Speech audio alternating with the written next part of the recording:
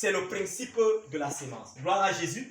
Et dans Genèse chapitre 1, à partir du verset 11 à 12, il est écrit, Dieu a créé les plantes fruitières et il a mis dans chaque fruit, n'est-ce pas, sa sémence en soi. Donc j'ai dit que, quel que ce soit du côté des hommes, des humains, tu ne peux pas produire des enfants qui ressemblent à une autre personne. Tu peux que produire des enfants qui te ressemblent ou qui ressemblent à ton père ou qui ressemblent à ton grand-père. Pourquoi? Parce que c'est une même sémence qui a produit toutes ces personnes-là. Alléluia. Et deuxièmement, je parle sur le cœur.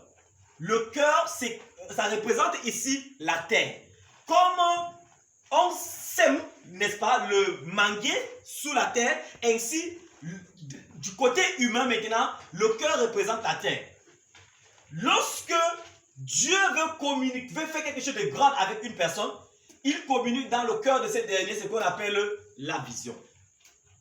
Et il peut communiquer la vision par le songe ou encore par une information quelconque. Et comment reconnaître ce à quoi Dieu m'a appelé à faire? Par un fardeau particulier pour la chose. Et je suis à l'aise quand je fais la chose. Je le fais librement sans qu'on me force de le faire. Amen. Amen. Oui, tellement que la chose me tient à cœur. J'aime la chose et je fais de cela ma raison de vivre. La raison de vivre du manguier, c'est de produire les mangues. Tout ce qu'il va faire, en réalité, lorsque les fleurs vont commencer, ceci, cela, les feuilles, tout ça, ce sont les éléments autour. Mais son objectif final, c'est de porter le fruit. C'est ça l'objectif final. Amen. Et nous avons parlé de Néhémie, chapitre 1, à partir du verset 1 à 5, nous avons vu comment Néhémie était informé sur la situation de la rue, n'est-ce pas, de Jérusalem, avec la situation tellement désapprouvée des choses qui se passaient là-bas. Comment les gens pleuraient, les gens étaient dans la disette, étaient dans les pleurs. Et Néhémie avait commencé à jeûner et à prier. Et je le disais tantôt, il faut préparer la sémence pour que la sémence soit mûre dans le jeûne et la prière. Afin qu'il n'y ait pas des ennemis qui vont te faire douter ou bien encore qui vont les renverser. Lorsque Dieu sème un message, une vision, il le met toujours à cœur. Pour savoir ce à quoi le Seigneur t'a appelé à faire, vois dans ton cœur. Vois ce qui te tient à cœur. Vois quel est le fardeau qui pèse dans ton cœur.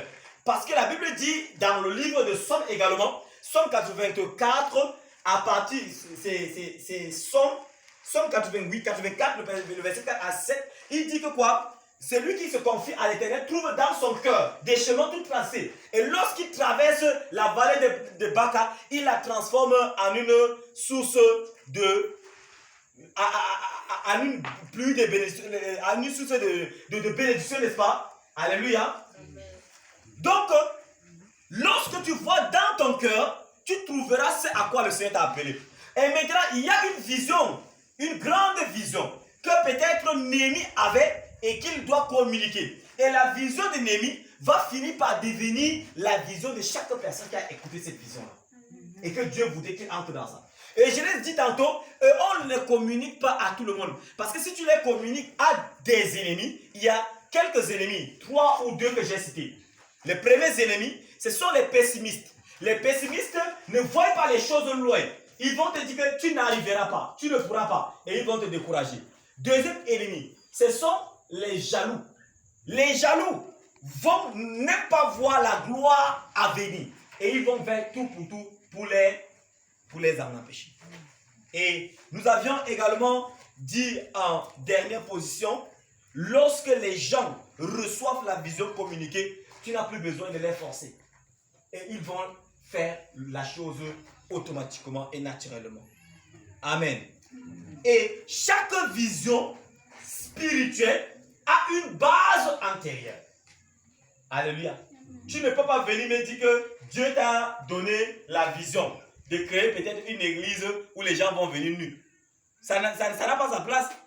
Parce que ça ne tire pas sa source de la vision céleste. Ou bien de la vision de Paul, de Pierre et de Jean. Il y a une plateforme qui est dans la Bible. Il y a une plateforme, une concordance. Quelque chose de relationnel qui va marcher avec. Que l'Éternel te bénisse. Amen. Amen.